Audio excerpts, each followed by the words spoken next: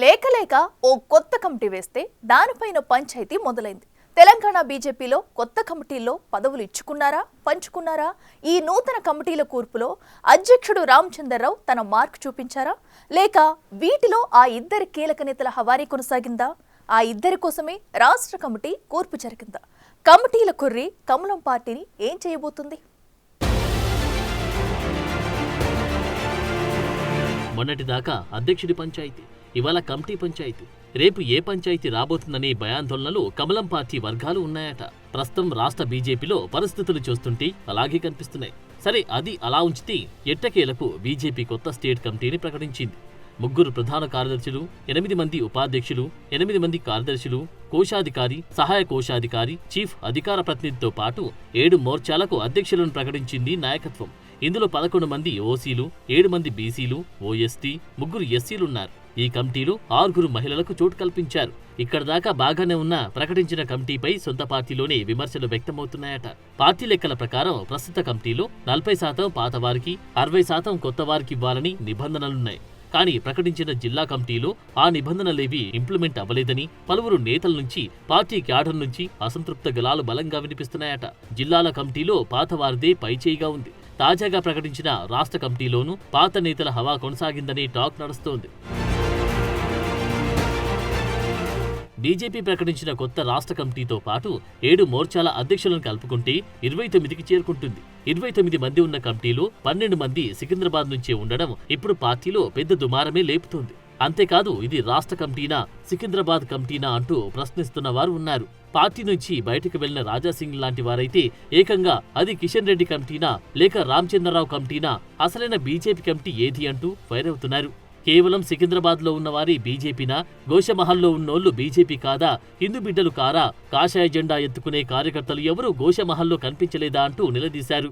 భారతీయ Janata party Telangana state committee మీరు declare చేసినారు. ఆ స్టేట్ కమిటీలో నేను కొన్ని వ్యక్తులని నేను ఐడెంటిఫై చేసినాను, వాళ్ళకి నేను గుర్తు కూడా పడతా.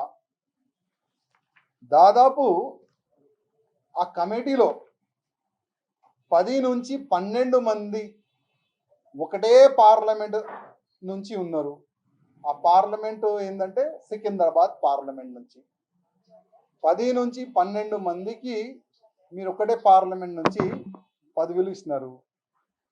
అదేవిధంగా మళ్ళా రూరల్ అవసరం లేదా, అక్కడ ఎంతమందికి ఇస్తున్నారు పోస్టులు? నేను మా కార్యకర్తల గురించి నేను మాట్లాడుతున్నాను. అసలు ఇది రామచంద్రరావు గారు వేసిన కమిటీయా, లేక మా కిషన్ రెడ్డి గారి ఆదేశం పైన కమిటీ వేసినారా? ఇదే కదా నా క్వశ్చన్. ఇంకా నా క్వశ్చన్ ఏముండే, దాంట్లో ఏం తప్పు ఉండే మీరు చెప్పండి. అంటే బీజేపీ గవర్నమెంట్ రావాలని నాలాంటి చాలా మంది కార్యకర్తలు అనుకుంటున్నారు, కానీ మీరు అనుకుంటలేరా? అసలు ఈ కమిటీతోని మీరు బీజేపీ గవర్నమెంట్ తెలంగాణలో తీసుకొని వస్తారా? కొద్దిగా చెప్పండి. ఒకవేళ నెక్స్ట్ ఎన్నికల్లో ఇదే కమిటీతోని మీరు తెలంగాణలో బీజేపీ గవర్నమెంట్ తెచ్చుకున్నారంటే నేను రాజకీయ సన్యాసం తీసుకుంటాను. పార్టీకి రాజీనామా చేసిన రాజాసింగే కాదు, మిగతా నేతలు కూడా ఈ కొత్త కమిటీ విషయంలో రాష్ట్ర నాయకత్వంపై దుమ్మెత్తిపోస్తున్నారు.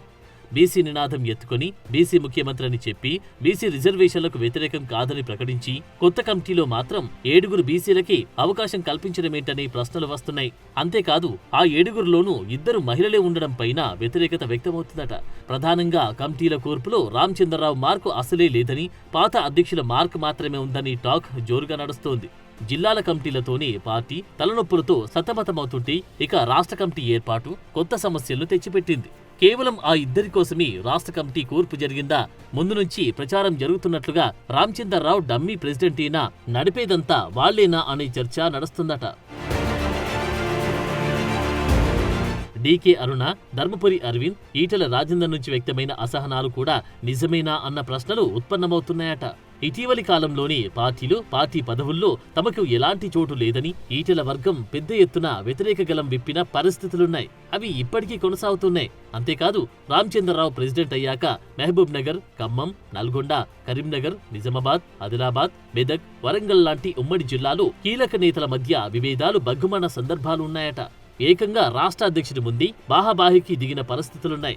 ఇంత జరుగుతున్నా కీలక నేతల ఆలోచనలు అభిప్రాయాలను పట్టించుకోకుండా వార్ వన్ సైడ్ అన్నట్లు రాష్ట్ర కమిటీని ప్రకటించడం పట్ల మరోసారి కీలక నేతల మధ్య ముసలం పీక్ స్టేజ్ కి చేరే అవకాశాలున్నట్టు టాక్ నడుస్తుందట. అయితే కొత్త కమిటీలో ఒకరిద్దరు పాత కమిటీ సభ్యులకి మళ్లీ అవకాశం ఇవ్వడం మినహాయిస్తే మెజారిటీ కొత్త ముఖాలే ఉన్నాయి. అయినప్పటికీ పార్టీకి సంబంధించిన పాత వారి ఎక్కువగా ఉన్నారు. కొత్తగా చేరిన వారికి పూర్తిగా అన్యాయం జరిగిందనే టాక్ నడుస్తోంది. అంతేకాదు ఆ ఇద్దరు నేతల ఇష్టానుసారమే కమిటీ కూర్పు జరిగిందని, వారికి సంబంధించిన వారికి కమిటీలో అవకాశం ఇచ్చారని రామచంద్రరావు మార్క్ ఎక్కడా లేదనేది ఇప్పుడు బీజేపీలో రచ్చలేపుతుందట. పార్టీ కోసం పనిచేస్తున్న వారికి అవకాశం ఇవ్వకుండా పాకులాడి వారికి పదవులివ్వడం పట్ల తీవ్ర అభ్యంతరం వ్యక్తమవుతుంది. కేవలం ఒకరిద్దరి నేతలకు పెద్దపీట వేసి మిగతా వారికి మొండి చేయి చూపడం పట్ల పార్టీలు పొమ్మనలేక పొగబెడుతున్నారనే చర్చ ఇటు పార్టీలోనూ అటు పొలిటికల్ సర్కిల్స్ లోనూ జరుగుతుంది. నిత్యం పంచాయతీలతో సతమతమవుతున్న రాష్ట్ర బీజేపీ ముందున్న సవాళ్లను ఎలా ఎదుర్కొంటుందనేది ఆసక్తిగా మారింది. జిల్లా కమిటీల కూర్పులో ఆ ఇద్దరు ఎంపీలను మినహాయిస్తే మిగతా ఏ ఒక్క ఎంపీ ఎమ్మెల్యేల అభిప్రాయాలను రాష్ట్ర నాయకత్వం లెక్క చేయలేదని చర్చ జరుగుతోంది. దాంతో జిల్లా అధ్యక్షుడితో పాటు కమిటీలను మార్చాలనే రచన నడుస్తోంది. కొత్త రాష్ట్ర కమిటీలోనూ ఏ ఒక్క ఎంపీ ఎమ్మెల్యేల అభిప్రాయాలను అభ్యర్థనలను లెక్క చేయలేదని టాక్ వినిపిస్తుందట. ఇలాగైతే తమను నమ్ముకున్న వారికి న్యాయం చేయలేమనే అసహనాలు బీజేపీ ఎంపీ ఎమ్మెల్యేల నుంచి వ్యక్తమవుతున్నాయనే చర్చ జోరుగా నడుస్తోంది. ఇప్పటికీ అధ్యక్షుడి ఎన్నిక, రాజాసింగ్ రాజీనామా, కొత్త పాత నేతల మధ్య వర్గపోరు లాంటి పంచాయతీల కుంపట్లే చల్లారలేదు. కానీ కొత్త కమిటీల రూపంలో రాజుకున్న మరో కుంపటి ఎప్పటికి చల్లారుతుందనేది సస్పెన్స్ గా మారింది. ఈ కమిటీల పంచాయతీ నాంపల్లి ఆఫీస్లోనే సద్దుమణుగుతుందా, లేక కేంద్ర నాయకత్వం దాకా వెళ్తుందా, సైలెంట్ గా లైట్ తీసుకుంటారా అన్నది ఆసక్తి రేపుతోంది.